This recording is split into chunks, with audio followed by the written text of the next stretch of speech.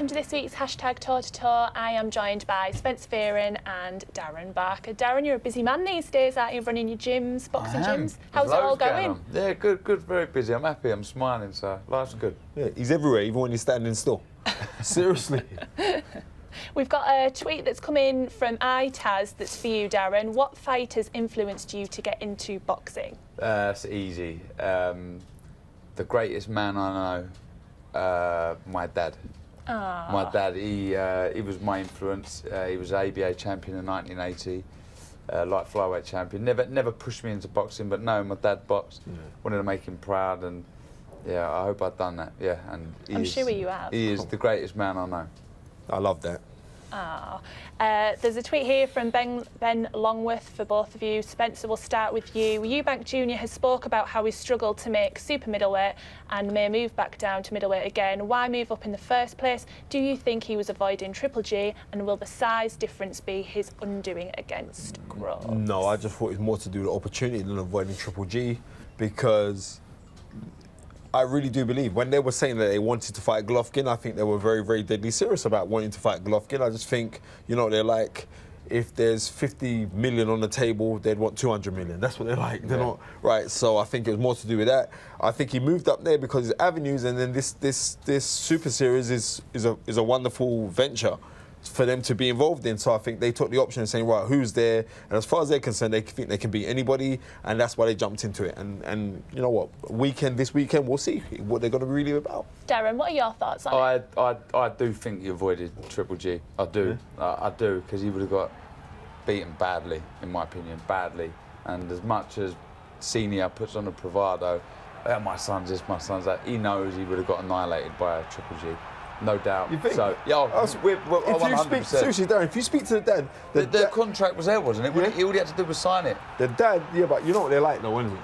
Nah. It's like they want to strangle us or drag out every last penny. You know what they're like. Seriously. Yeah. You know what they're like. I don't think they're... seriously, when it comes to the fair thing, I don't think they're scared. You're serious guy. I don't think they're scared. Fighting, because I think the profile that they're trying to build, if they truly believed in it, they would have taken the fight for nothing, beaten Triple G and become this superstar, this world superstar. So the fact that they avoided it, moved up, to me, I think almost proves that they didn't fancy it. Yeah. Deep down, because they have this arrogance about them, this confidence that is almost, you can't shatter it, you can't pop it.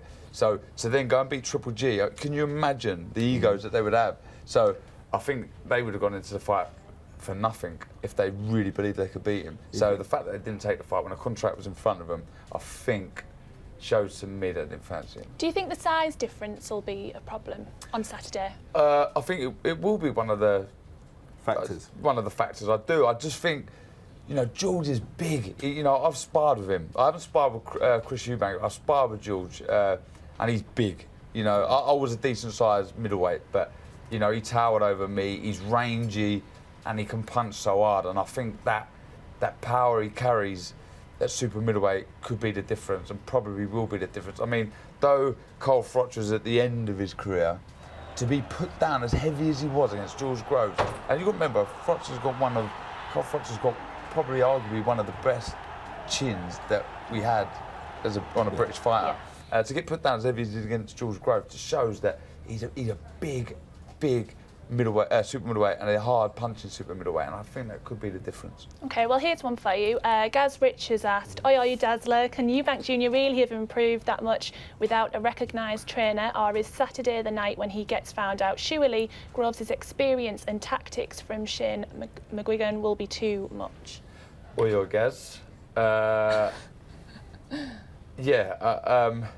It is a concern, like, because for me, I had Tony Sims for 10 years. I had him actually just before I turned pro, and having a chemistry with a coach is important. When you get to them championship rounds at the end and it's nip and tuck, you've got to have someone you can trust, someone who's knowledgeable and knows what they're talking about to give you sound advice. May I concur with you there, sir? Ronnie Davis, Chris Eubank Sr. had 19 world title fights at super middleweight and middleweight. He had 2 at cruiserweight.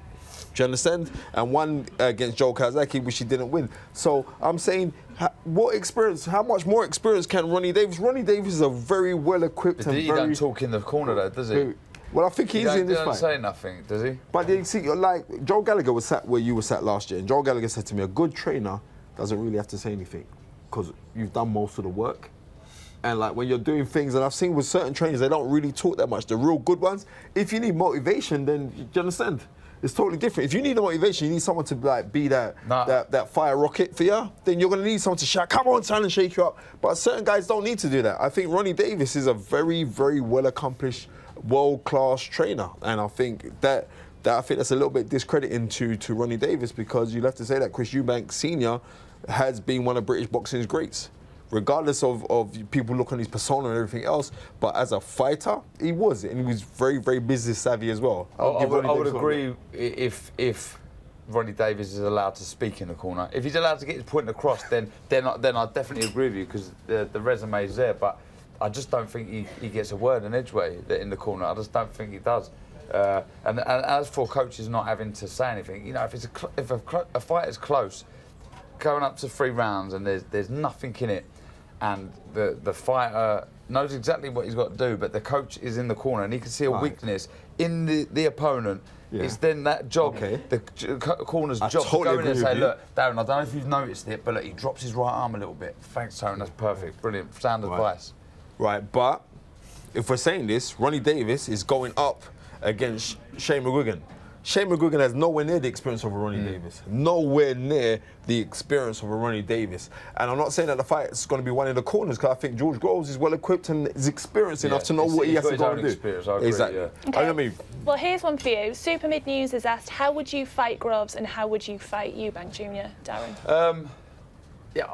Sparring with George, you've got to get inside of his jab. He's honestly so rangy. He's got a lovely jab. You've got to try and get inside someone. And he's very quick. He punches side. He's got a good variation with his jab. He mixes it up head and body. It's a hurtful jab. It's a range finder. So I think it's important to try and get underneath that jab and get close to George Groves.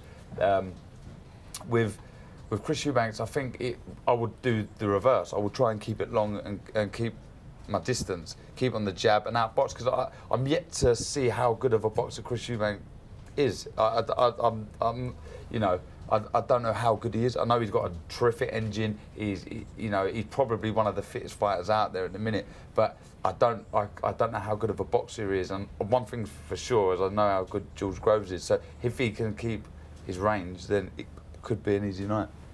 Moving on to Anthony Joshua, we've got Ryan Morgan has asked, how do you think Joshua right now would have done against the likes of Mike Tyson and Evander Holyfield in the prime of their career? Oh, blimey. Well, look, Mike Tyson's my favourite ever fighter, you know.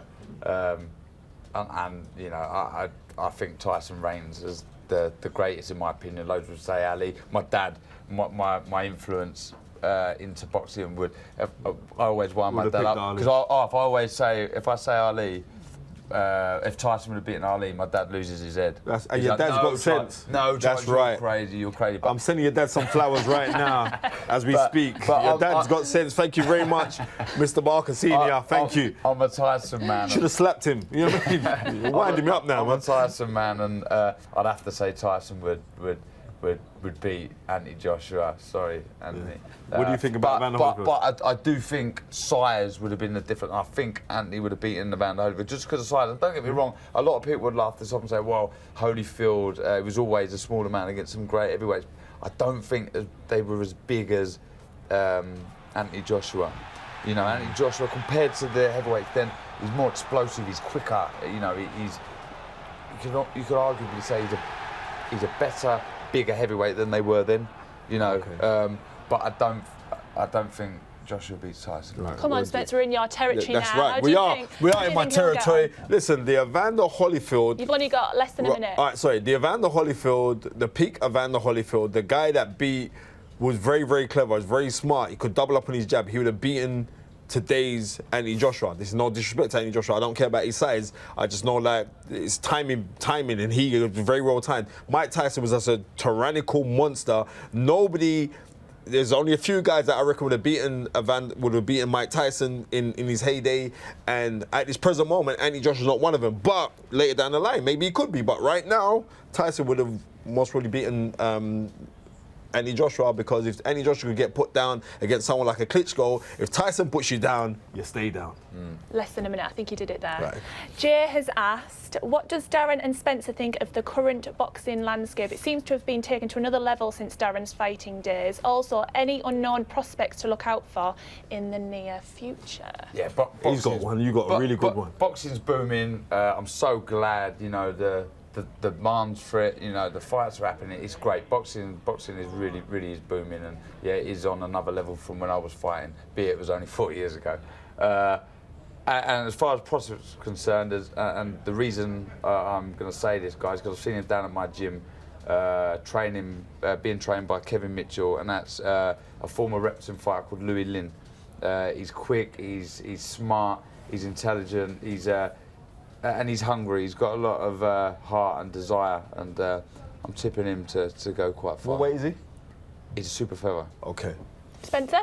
There is a lightweight kid who trains with Anthony Yard, and he's training as Babatunde Ajayi, who I really rate, Muhammad Bilal Ali, who's making his pro debut. A lot of times we get a lot of flack because we're always bigging up matchroom fighters. Of course we're meant to big up matchroom fighters, but they're in our forefront, we're always going to see him. But this kid is very, very special. I've seen him in the gym, I've seen him spar. He's got moves, and he's got very, very quick hands. So we'll see how he progresses. But that's one I would say to look out for. Okay, and before you think we've let you get away scot-free, Darren, prediction for Saturday night, Groves, Eubank, who do you think's going to win? 100%, I've no doubt that George Groves will win. I think he's a bigger man, he's a better man, he's got that experience, he's got... I just fancy him strongly, and I was speaking to my dad the other day again, and... he said Muhammad Ali's the greatest of all time. Yeah, he did. And he said, how do you think the fight goes? I think Groves points, and he thinks Groves can knock Eubanks out. And I don't know, I'm torn between points and a knockout. But Groves definitely. Groves definitely. Spencer, quick one from you. Chris Eubank Jr., 9th round stoppage for tenaciousness. But I could well be wrong. And if I am wrong, I know who I'm going to blame. Trust me. You never admit to being wrong. Okay, that's all we have for this week. Tune in next week for more #toe-to-toe, or check out iTunes for the podcast. Sky Sports. Feel it all.